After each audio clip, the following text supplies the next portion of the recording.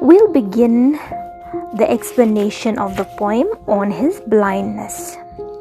When I consider how my light is spent, here John Milton was thinking about how he used to spend his time when he still had the light of his eyes.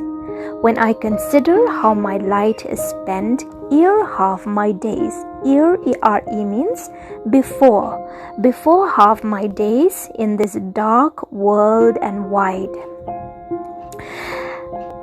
Milton had become blind when he became 44 years old. The world had become a dark world for him when he was just half of his days.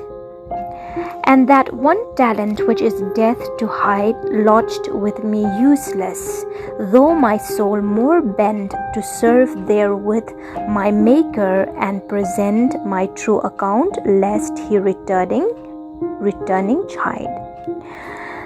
John Milton felt that he had only one talent, and that talent was the talent of writing poetry.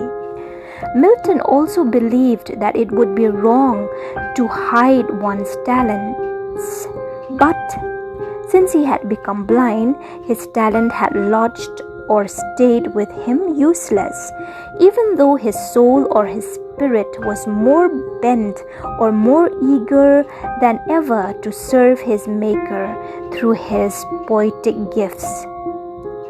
He wanted to present his true account to God, lest when he would return back to the earth, he would chide him or scold him for not using his talents. Then Milton asked, "Doth God exact day labor, light denied?" In other words, does God exact or demand the same amount of labor from a blind man as from one who can see? He asked God fondly. But patience to prevent that murmur. But patience was able to prevent him from that murmur or complaint. Patience to prevent that murmur soon replies, God doth not need either man's work or his own gifts. Who best bear his mild yoke, they serve him best. Milton realized that God does not really need man's work or the talents which he himself had given to men.